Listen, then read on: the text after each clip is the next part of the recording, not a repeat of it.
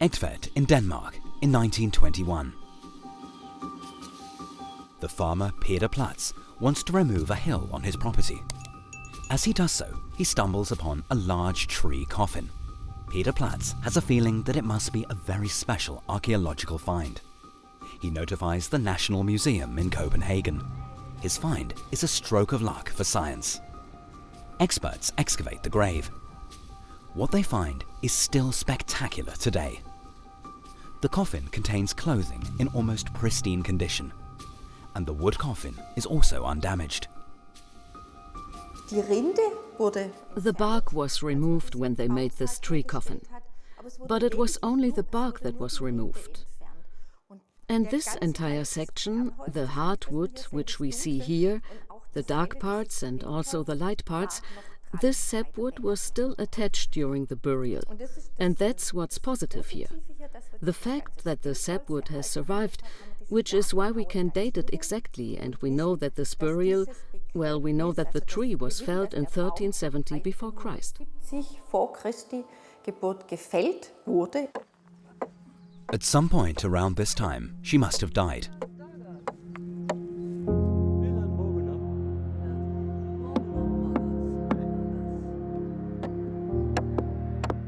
Tree coffin burials are a complex technical feat. The many grave goods the unknown young woman was given are also of a high quality. Why did the people around her make such an effort? Was she an important figure, despite her youth? Oak is very high in tannic acid. Oak is very hard and a wonderful building material, and people knew that.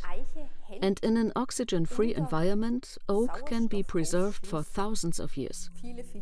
One of the aims was to protect this dead person with the burial mound as much as possible, as well as the grave goods, and to preserve everything for as long as possible.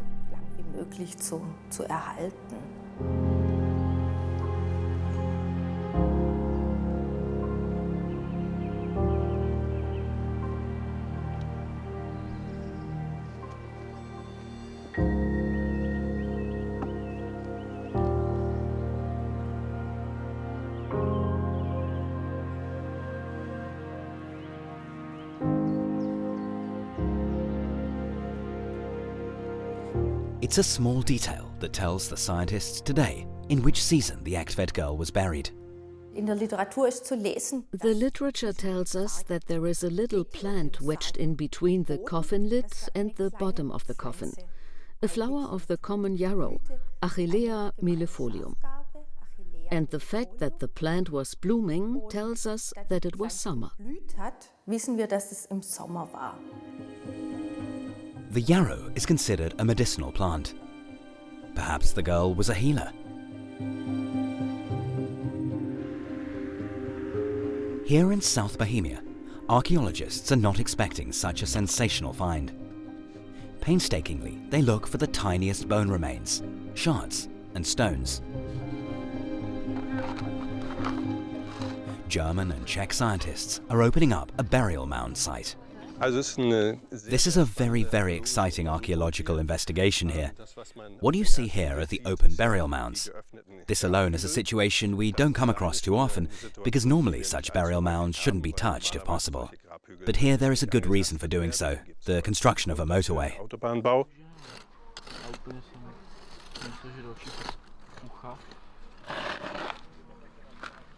The Bronze Age people piled up this burial mound using sand and stones.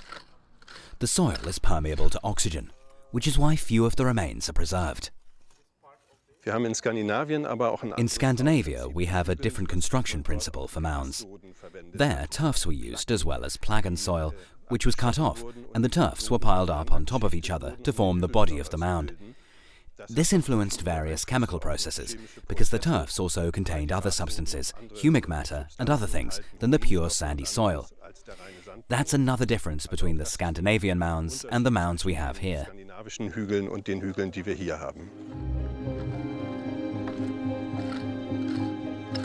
The dead who were bestowed with the honor of being buried in an elaborate tree coffin must have played a special role in the society of this era.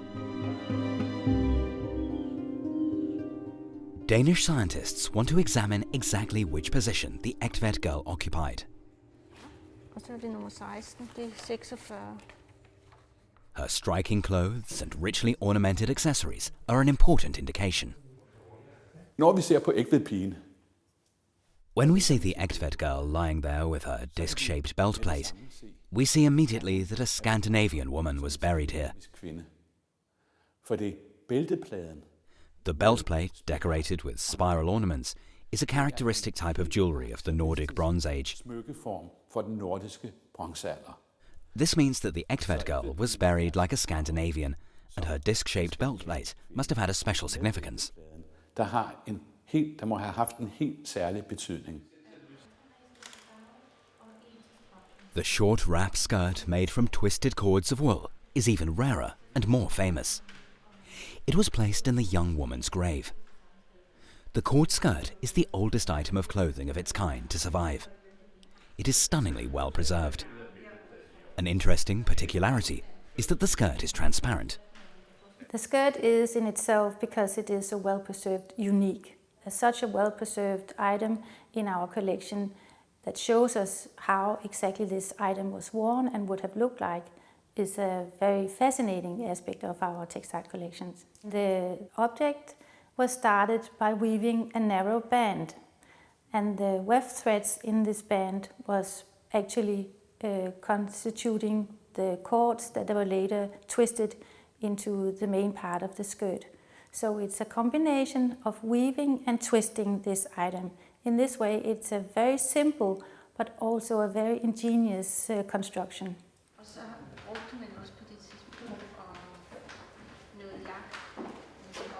The archaeologist Carin Frey further developed the so-called Strontium isotope analysis method.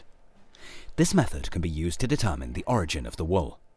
When we actually took the textiles and we realized that it gave a very different picture of what we thought, because her textiles are actually, they seem, the experts in textile research, they say they look very Nordic. So we didn't think that there was something unusual about them.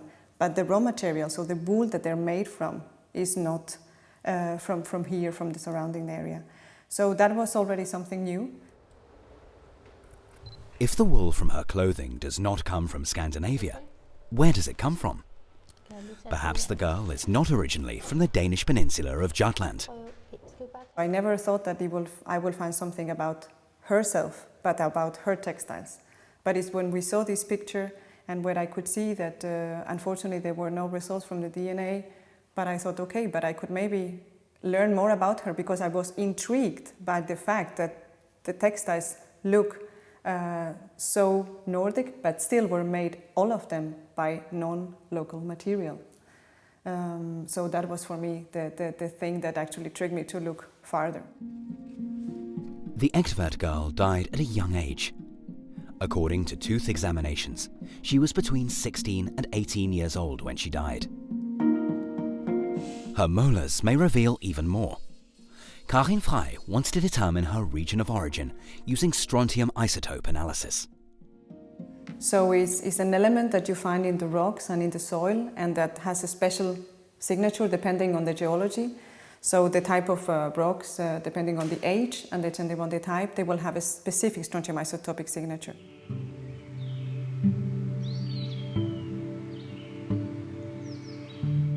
Teeth only grow until adolescence. They can tell us things about where a person comes from. Just like calcium, strontium is needed to build teeth and bones. And you incorporate that when you eat different plants or different animals that grow in that specific area. And the concentration may change, but the strontium isotopic signature is the same. So it's kind of like a GPS that you actually incorporate in your body. Only this analysis helps Carin Frey, because the skeleton is completely decomposed. Only parts of the girl's long hair, fingernails and teeth have survived. The DNA analysis was unsuccessful because in the acidic environment of the oak coffin, the genetic material in the remains of her body was destroyed. So when I was there with the first measurements, actually the vice director was with me in the room, in the mass spectrometer. He was just visiting that day. And I just told him, hey, it looks like, she's not from here. And we just looked at each other and we were extremely excited. And it was amazing. It was really something very special. The Egtved Girl is one of the most famous finds in Denmark. The announcement that she is not Scandinavian immediately causes a stir. Actually, I didn't have big expectations. I just wanted to learn more about her. And I thought that it was incredible. There's no bones left, so her body is not really well preserved. It's not there, actually. So the tooth enamel is one of the few things we have from her. So I thought this is a perfect opportunity for me to look farther. And it was just incredible when I was sitting there and I realized, oh my God, she's actually herself, not from here. It is sometime around the year 1368 before Christ. Crafts have begun to develop in the settlements. The men go hunting and the women grind cereals and sew clothes. The people of the Bronze Age grow spelt, emmer and wheat. They have discovered bronze as a material and they begin to accumulate wealth. Social structures are changing. People try to stand out from the crowd as owners of jewelry, swords and richly decorated garments.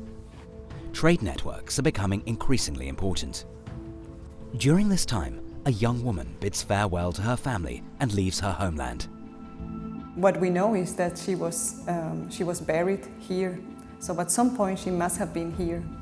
Why? That's of course the big question.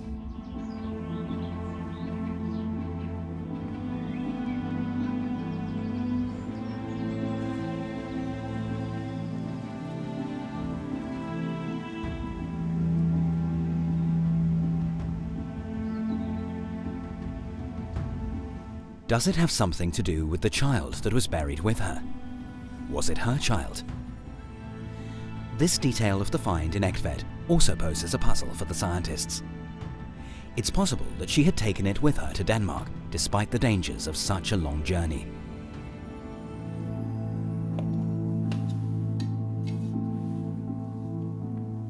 The mortal remains of the child were burned, but some bones remained. So the physical anthropologists have looked actually at this and they have put them together and then they could see that this was a child, that it was about 5 to 6 years of age.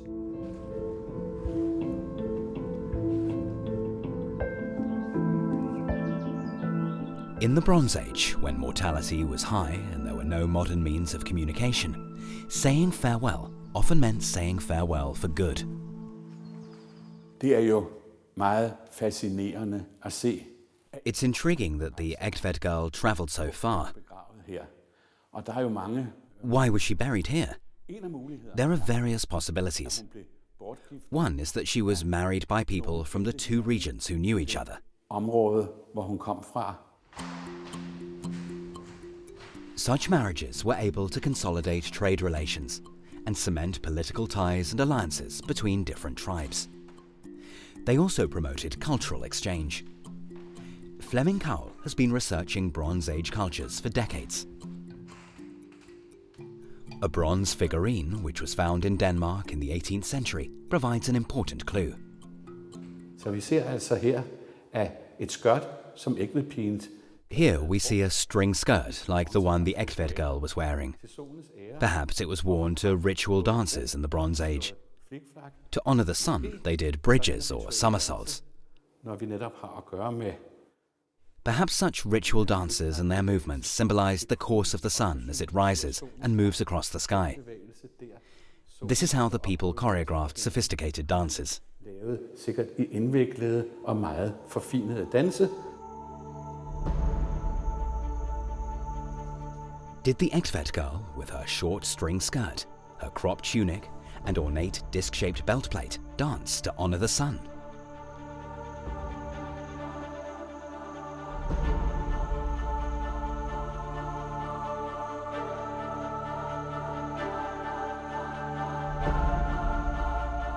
Cultic rituals were an integral part of the religious life of the Bronze Age people.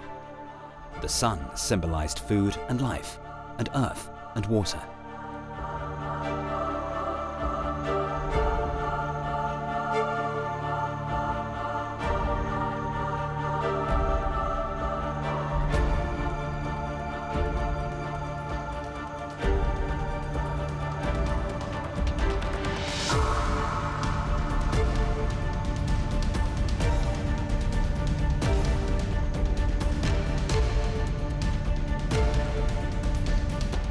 Was it about fertility?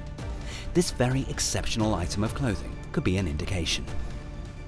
Because her wild dance moves revealed the girl's belly under her skirt.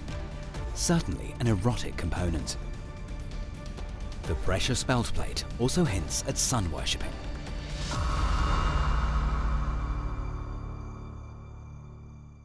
For udover at bæltepladen et smukt. The belt plate is not just a pretty and shiny piece of jewelry that covers the bare belly.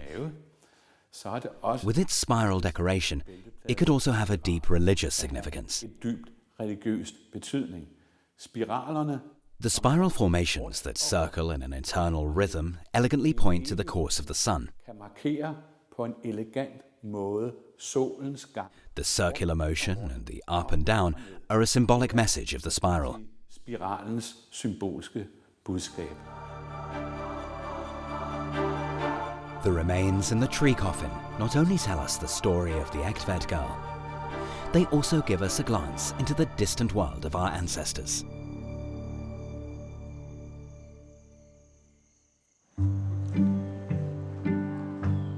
In the Albersdorf Open Air Museum, students live and work for a week like our ancestors in the Bronze Age to find out what their lives were like. The tree coffin contains a vessel with dried remains of beer. It has been shown to contain 50 different ingredients. Konstantin Böck tries to brew this beer.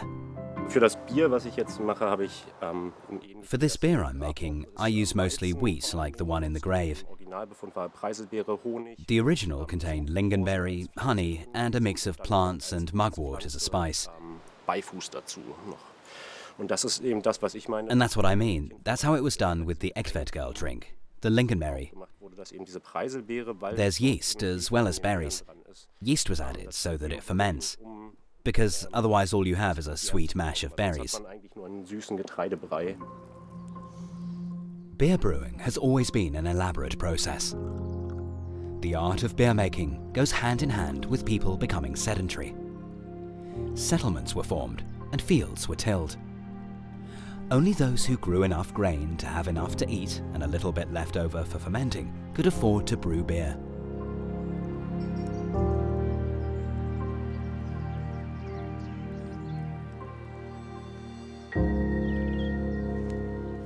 It was a valuable grave good designed to ensure that the young woman had everything she needed in the afterlife. Ich denke schon, dass Bier auch etwas. I think that the beer in the coffin also had to do with the fact that it was drunk at celebrations, and perhaps also at funerary celebrations. Feiern vielleicht stattgefunden haben. Given the size of the burial mound, it's obvious that there must have been a celebration too, and that beer was drunk. The beer was also available at other festivities, and that it was put in the coffin too, because it was part of the society, of the culture. Gesellschaft der Kultur war. One find shows that cannabis was consumed as an intoxicating drug and as a pain reliever.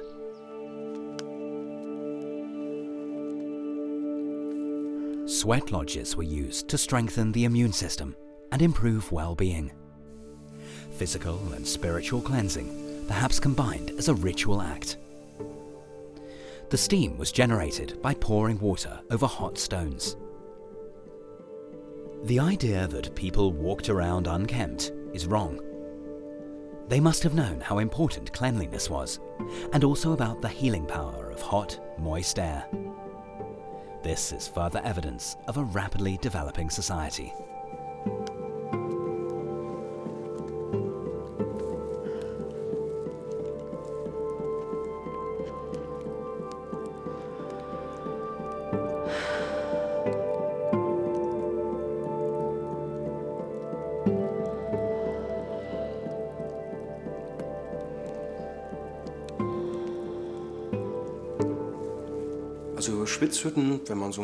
It's also known that sweat lodges, prehistoric saunas if you like, have been around since the Neolithic period.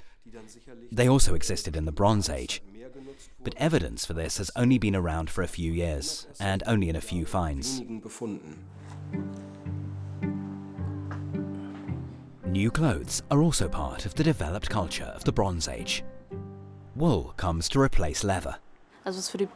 What's very typical of the Bronze Age is that we now mostly find wool textiles in the graves. The assumption is that larger sheep were introduced into Europe from the Iranian region. This is what the first sheep mainly looked like. They still had quite pronounced guard hair and not that much of an undercoat. And in the eastern region, this was bred further, which created wool fleece, like this one here. And this was introduced with these larger sheep from the end of the Neolithic until the start of the Bronze Age.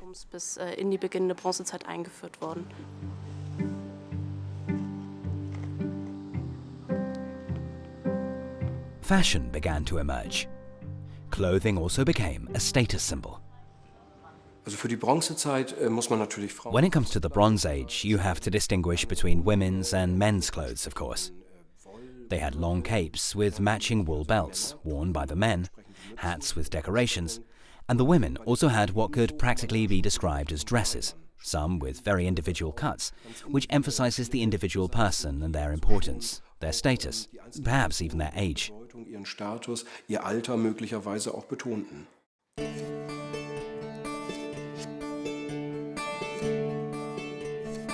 Women started to weave and sew clothes using sheep's wool.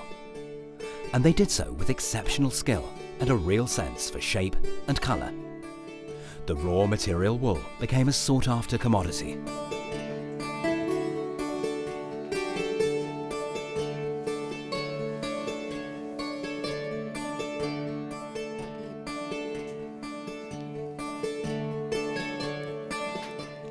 Craft and trades began to emerge. These were the beginnings of the division of labour as we know it today. Bartering transactions led to increasing social differentiation. Hierarchies gradually developed. This era is called a golden age of humanity. People had to deal with completely new challenges. There must have been such a large textile production that they were absolutely not able to produce the raw materials for this production themselves, that they had to import the raw materials from other areas. Trade was no longer confined to a specific region. People moved around the whole of Europe to exchange goods. This was much more difficult than it is today, because of course there were no paved roads to cover long distances.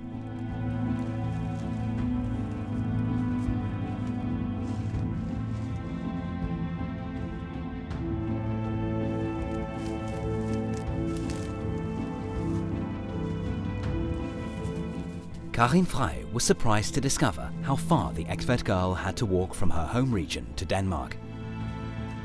What we think is that because in the Schwarzwald, in the Black Forest area, you have a quite complex geology, and there you have all these different strontium isotopic signatures within quite a relatively small area, so to say. Still big, but still rather small.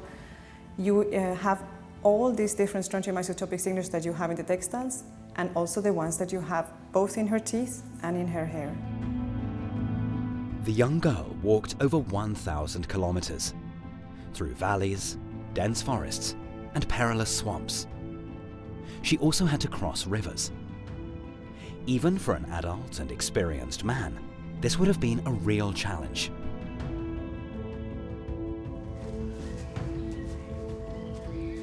It must have been much more difficult for the Egtved Girl, who was only on the threshold of adulthood. So I think it tells us that the Bronze Age society was extremely dynamic. We knew that, of course, but this makes it even much more obvious for us. Also, I think it makes it show us that people could move so far and actually kind of not only men, but also females could. She was able to and was empowered to do this also. That's another thing that makes the Egtved Girl so unusual. She is the first prehistoric person in Europe to have been shown to have travelled such a long distance. She stands for a society in transition. Did she really manage to do it all on her own? Or did she get help? And if so, who might have helped her?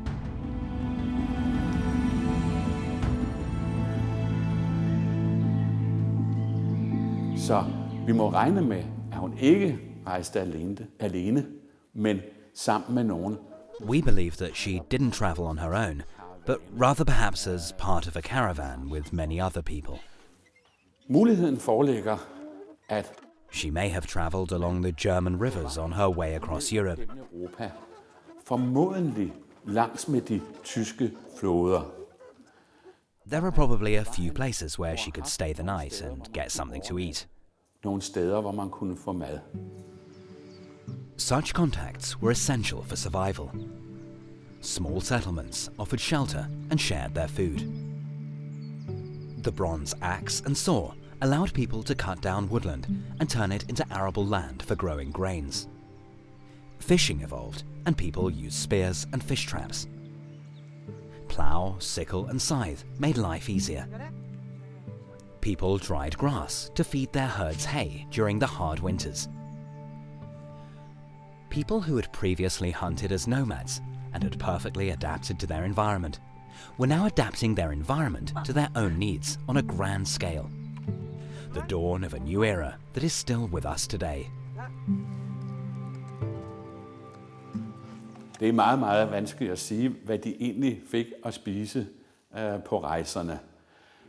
It's very hard to say what they ate during their journey. Perhaps they had salted or dried meat with them. But in order to get enough food during their long journey, they had to rely on other people's hospitality. This was essential. Så må man igen betjene sig og stole på gæstevenskabsforbindelser på rejsen. Det er næsten en nødvendighed. The social relations of our Bronze Age ancestors were probably as varied as they are today. Scientists believe that the regional exchange of goods and food was widespread. The village communities knew each other. Eating together and knowing that they depended on each other promoted cohesion, without which these vulnerable societies would have lost the struggle for survival.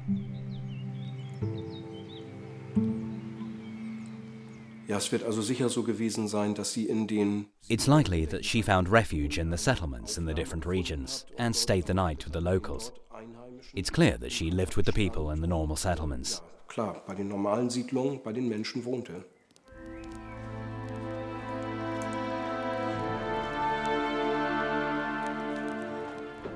Grave finds show that Europe-wide networks developed.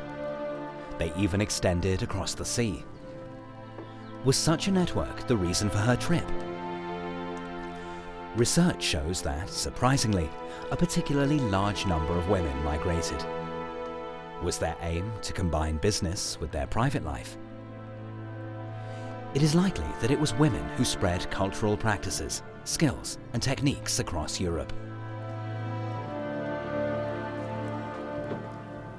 Aber es muss so gewesen sein, dass es eben... It must have been the case that these contact routes were all along the way, so that the various stations could be used. Of course, this trading society will have had trading centres and ports of call where you could stop off as a stranger, as a trader, and she is likely to have been guided to them. Und daran wird sie sich sicherlich orientiert haben.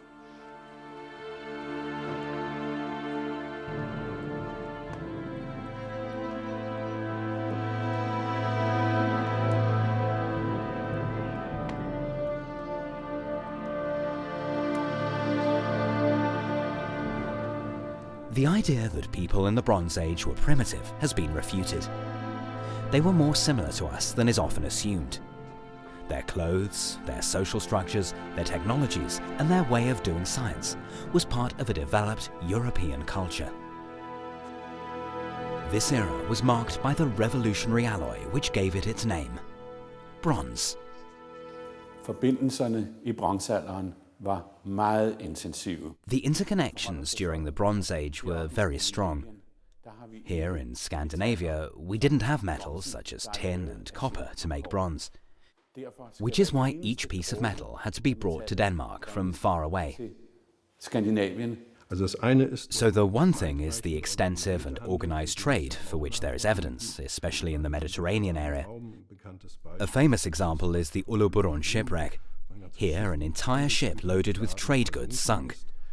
This, without a doubt, is proof of organized trade on a large scale. The other thing is what we call small-scale supplies in various regions of Europe during the Bronze Age, where we see completely different materials being exchanged. Tin from Cornwall, the Mediterranean area, even from faraway regions like Afghanistan, was traded for copper from the Alpine region and the Balkans. Northern Europe, on the other hand, had a very special precious commodity. Desuden så kan vi se fra fundene, at det vi kalder for Nordens guld. We know that amber, the gold of the north from the Danish coast, was found throughout Europe. Det er kommet langt ned gennem Europa. Vi har fund af rav. There have been amber finds along the German rivers, Vi har fund af rav nede i amber finds in the Alps, far away in Mycenae in Greece, and Nordic amber was even found in Syria. So, during the Bronze Age, Denmark was part of a large communication network. Har Danmark været med i et stort netværk af kommunikationer. Also Bernstein war natürlich ein ganz Amber was of course a very important stone for jewellery, which in all likelihood did not just have a decorative function, but was also significant as a lucky charm or had a deeper function, especially since it was very rare, and some places where the amber was found are far away from the original deposits. die doch sehr weit von den Lagerstätten entfernt sind. Such a precious gemstone had to be carefully guarded and hidden from thieves. There was no state order at the time that could have at least attempted to protect the individual on such a long journey.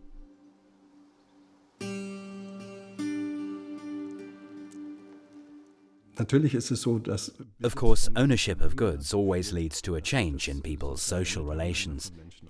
There's envy, there's resentment, there are needs. Some have capacities, and others do not. This is all human. We're familiar with this from our own time, and it leads to conflicts, tensions, and confrontations. Wealth creates envy and greed. In addition to trade, the first wars over raw materials began to be fought. The battlefield in the Tolenza Valley is evidence of that. Between 750 and 1,000 people died there in the Bronze Age. Archaeologists have excavated thousands of bones and weapons made of flint, wood, and bronze. Hella Hartenbuger and Melanie Schwinning examine the bone finds using methods from engineering. Ja, also wir haben hier Here we have the thigh bone of a young man that had broken into two fragments. You have to imagine this bone being held in place in the body with muscles and tendons, which are also under tension. The pain the poor man was suffering must have been unspeakable, and he would definitely not have been able to use his legs anymore.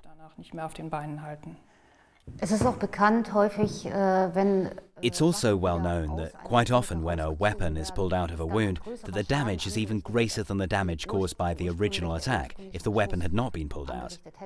That also tells you something about the brutality of it. But bronze was very valuable, and when the spearheads or arrowheads were made of bronze, people wanted them back.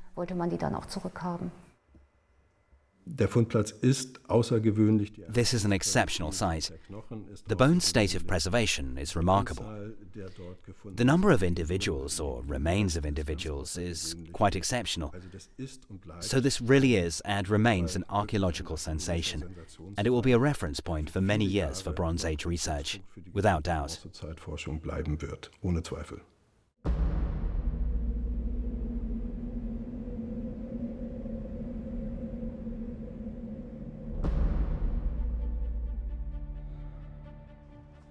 It is also a very brutal period in which the Egtved Girl embarks on her journey to the north. Dangers were lurking everywhere, and it wasn't just wild animals. Bands of men roamed around, often after the precious bronze.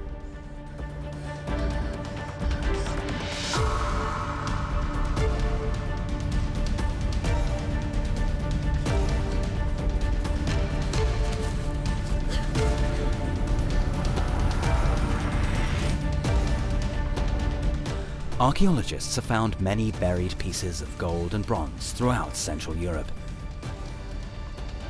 Evidently, these treasures were hidden by their owners out of fear or while on the run. The routes in every prehistoric region were dangerous. there were hardly any built paths as such. There were boardwalks leading across moors, and there were the rivers and the lakes, which were reasonably good for travelling by boat. These, of course, also posed dangers which had to be avoided. And we must never forget that Bronze Age society was very belligerent and hostile, a very hierarchical society. And that, of course, also means that if I come to such a society as a stranger, as a person from somewhere else, it couldn't always have been easy for the travellers.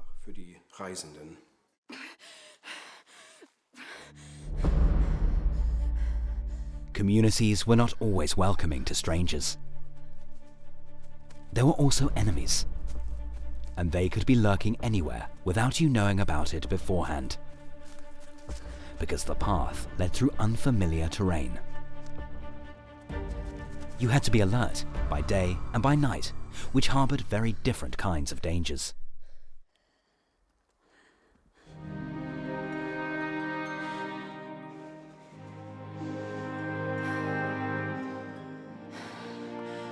Even the smallest injuries has serious consequences, and infected wounds were usually fatal. Because the Egtved tree coffin no longer contained any bones, the Danish scientists were not able to tell whether something happened to the girl on her journey.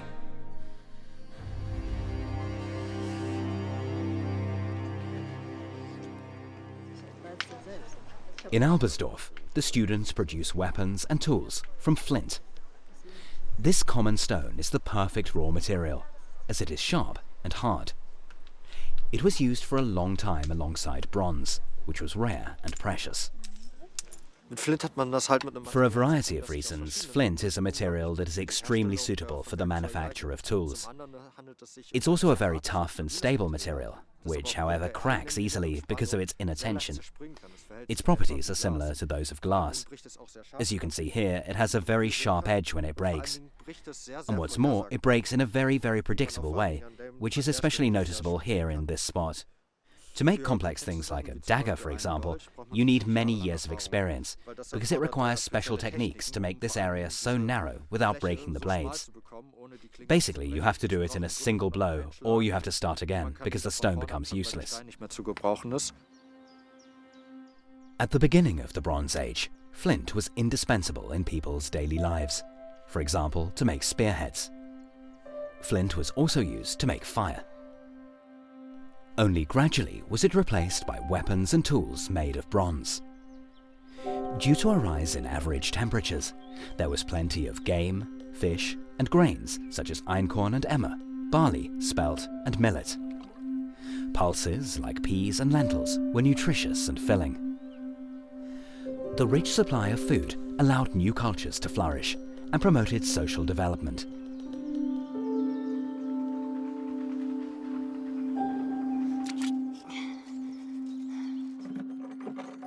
Bronze, a copper and tin alloy, and a great material. It is easy to forge, yet tougher than anything else people had known before. The precious bronze was cast into bars, either for later personal use or as a sought-after commodity. Melting it, however, is a real challenge. Bronze becomes a liquid at 1048 degrees. Kai Martens is one of only a few people still proficient in this ancient technology. There are basically two aspects. The first is to get the bronze really hot so that it flows, and the second is to heat the mold well and dry it. Otherwise we would build a little Vesuvius, and that wouldn't be so good. At the time, they usually made the molds using sandstone, the inside of which had to be painstakingly ground first. Before the bronze was cast, the stone was heated to make sure that it doesn't crack later. Today, Kai Martens is casting a flanged axe. The ledges on the long sides of the axe ensure that it sits securely on the wooden shaft. Flanged axes were used as tools and as weapons of war. They were discovered in numerous hoards, alongside sickles and bronze ingots. While tin had to be traded from far away, the second raw material, copper, is common in Central and Southern Europe. One of the likely reasons why bronze spread so quickly is the fact that it consists of 90% copper and 10% tin. And it's these 10% that give bronze its hardness. Super, was geworden.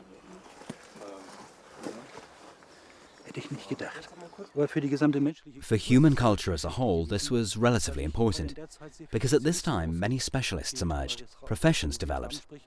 Traders, shipbuilders, I almost said mining engineers. What I meant, of course, is people who worked underground and so forth. They didn't exist in this form before then.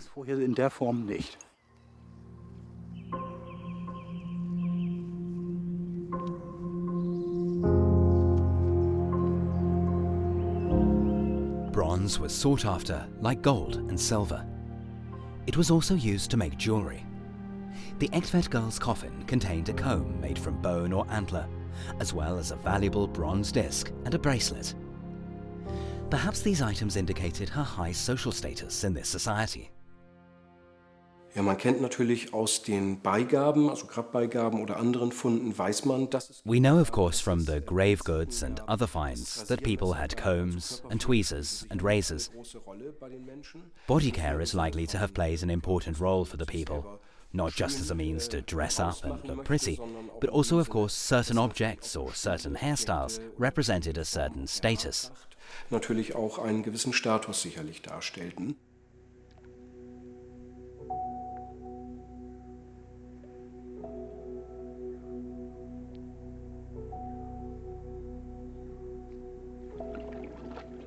They cared for their skin and hair. It's quite obvious that the people of the Bronze Age were much cleaner than we usually assume. When she died, the Egtved Girl's hair was short at the sides and long at the back, a fact that allows the scientists to find out more details about her life. Human hairs in particular, which grow 1 centimeter a month on average, are a storage medium that can tell us a lot. They give the scientists insights into the last 2 years before the girl's death. But what is extremely exciting about human hair is that it's a kind of high-resolution archive of where we have been, so we can actually cut it in pieces, and this is a part of what we have left of the sample that we took from the Egtved Girl. And the hair was about 23 centimeters long, so we could cut it months per month to kind of retrieve the whole travel that she had made.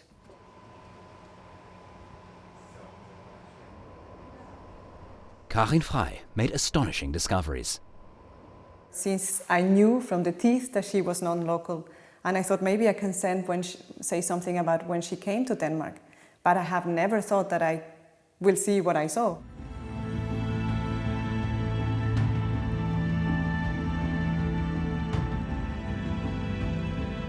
The scientist found out where the Egtved Girl had been in the last 2 years of her life, and how much she had travelled.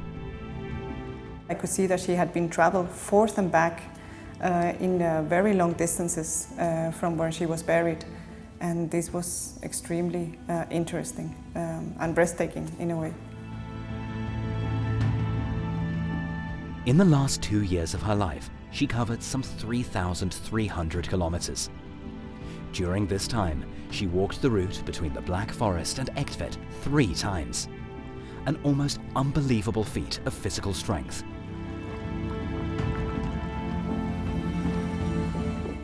Det er jo noget af en gåde, vi har fået. It's a mystery posed by the new Strontium isotope analysis technique. Hvorfor rejste hun så meget? Why did she travel so much in the last 2 years of her life? Ja, det er jo et åbent spørgsmål. This question will remain unanswered, but I suspect that links between Scandinavia and the Alps played a role. Mellem Skandinavien og området ved Alperne. Copper was probably imported from the Alpine region. Men vi har jo også set. We were also able to tell from the girl's clothing that wool was traded over long distances. Materiale, som blev forhandlet over lange afstande. She had actually not been in Denmark within nearly the last half a year of her life, which that was also extremely surprising, because she must have been here at some point just before then, the last months of her life, which is invisible for us because it also takes a month before you can see it in the hair or in the nails. So the last months we don't have, and it must have been within this last month that she somehow came to Denmark and unfortunately died. By our standards, the Egtved Girl was very young when she died. But early death was nothing unusual in pre-industrial societies. The average life expectancy was around 30 years.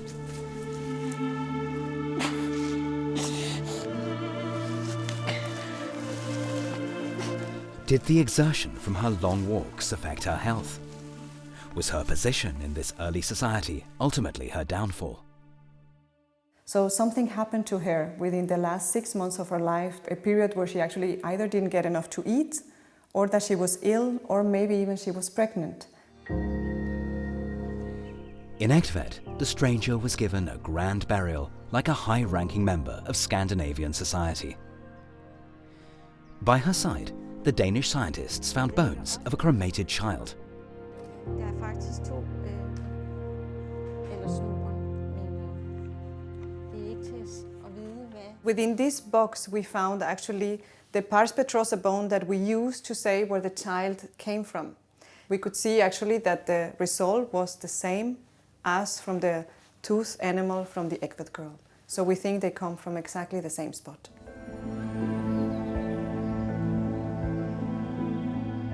Did they both turn their backs on their homeland in the Black Forest? Was it her child? What did it die of?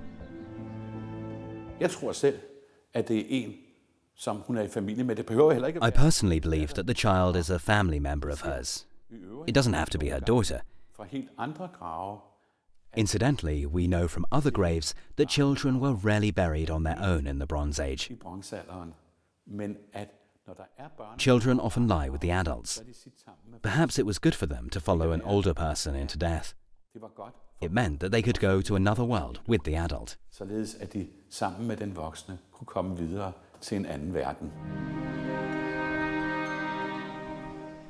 More recent discoveries provided proof of something that scientists previously had only speculated about, namely that the Egtved Girl is not an isolated case. Karin Frey has a new and spectacular find in her laboratory. The Skridstrup woman had also travelled to Denmark from far away. She too was given a lavish burial in Jutland. We are so lucky in Denmark that we actually have comparable females from the same period, and even one of them is even nearly from the surrounding or area not far away, and also she's about the same age as the Egtved Girl. So it's very exciting to see that we can study other women, and she also has teeth and is very well preserved and has great textiles, but they look very different. The thing is that I want to know more about the females after I have realized all what we could learn from the Egtved Girl. In South Bohemia, scientists from Hamburg University are also looking for finds from the Bronze Age. Here too, they are looking for further evidence of the Europe-wide mobility of women in this harsh period. The strontium isotope analysis technique shows that the girl or woman from Skridstrup is very likely to originally have come from Bohemia, and that's the region we're currently in. Women did not always stay with their original family. They sometimes had a large sphere of movement in Europe, like the Egtved Girl. I have not imagined a face, so to say, in my mind, but I imagine actually a person and a society around her. So I think it's the whole thing that she can tell us about also her society that for me is amazing and very exciting. The Egtved Girl is a godsend. It is fascinating to be able to unravel all these hidden stories in our material, in our past, so that it is not just something which is stored in a museum, but is something that is actually relevant to us today. I think the biggest adventure I have ever experienced, definitely. It was, and it still is, because I still think a lot about it and think how lucky and fortunate we were to actually look so deep into a human's life from the Bronze Age, and how much they have actually still to tell us. The story of the girl from Egtved still touches us today, thousands of years later. She was almost a child when she left her home. She walked through the whole of Germany, there and back, with an unknown task. Was she a trader or a sun priestess? She took the answer into the grave with her.